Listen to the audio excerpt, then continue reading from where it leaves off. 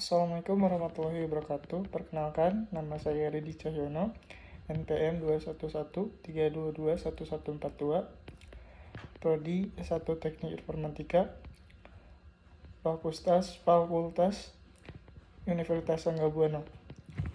Di sini saya akan menjelaskan bagaimana pengertian dari e-commerce. E-commerce itu adalah suatu kegiatan perdagangan yang dilakukan melalui media elektronik. Untuk televisi dan telepon tersedia, tapi lebih banyak e-commerce terjadi melalui internet. Proses perdagangan ini umumnya dikenal sebagai electronic commerce atau e-commerce.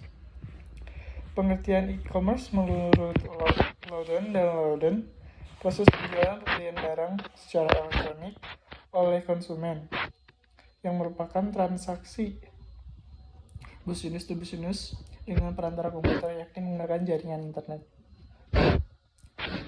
Kemudian menurut David Baum tahun 1999, kemudian juga mendefinisikan e-commerce sebagai seperangkat teknologi dinamis dengan bentuk aplikasi dan proses bisnis yang menghubungkan bisnis, konsumen, dan masyarakat melalui e-commerce dalam pertukaran barang, jasa, dan informasi secara elektronik.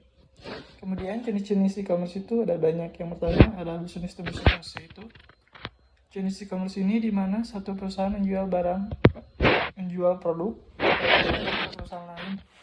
Dalam model e-commerce ini, pembeli biasanya memesan barang dalam jumlah banyak. Contohnya adalah perusahaan yang membeli perlengkapan kantor dari produsen. Kemudian yang kedua ada business to consumer, B2C. Dalam jenis e-commerce ini, perusahaan menjual produk atau layanan kepada konsumen secara umum. Pelanggan e-commerce B2C hanya terlibat dalam industri retail. Kemudian ada antar konsumen C2C, misalnya yaitu menjual barang bekas kepada orang lain membutuhkan jaringan internet. Nah, kegiatan ini termasuk dalam e-commerce tersebut. Kemudian ada yang keempat, consumer to business, C2B, adalah tidak seperti B2C. Nah, C2B ini sistem di mana seseorang menjual produk atau layanan ke perusahaan. Misalnya, desainer grafis menawarkan dan menjual logo ke perusahaan. Kemudian ada business to government, B2A. Model e-commerce ini mirip dengan B2B, tapi pelakunya adalah perusahaan dan instansi pemerintah. Contoh B2A adalah layanan pembuatan website untuk sistem manajemen online. Nah, yang keenam ada consumer to government, C2A, adalah jenis e-commerce yang bekerja seperti C2B, namun transaksi dilakukan oleh individu atau lembaga pemerintahan. E-commerce dengan model C2A jarang ditemukan di Indonesia.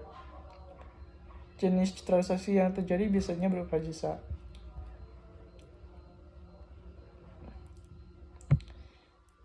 Nah, apa sih manfaat dari e-commerce itu sendiri? Yang pertama ada jangkauan yang luas, kemudian unlimited hours atau tidak dibatasi oleh waktu, kemudian biayanya rendah, kemudian ada tidak perlu stok barang sendiri. Terus yang kelima, proses transaksi dan pengiriman dengan mudah, kemudian dapat mempelajari kebiasaan pelanggan. Yang ketujuh ada bekerja dari mana saja.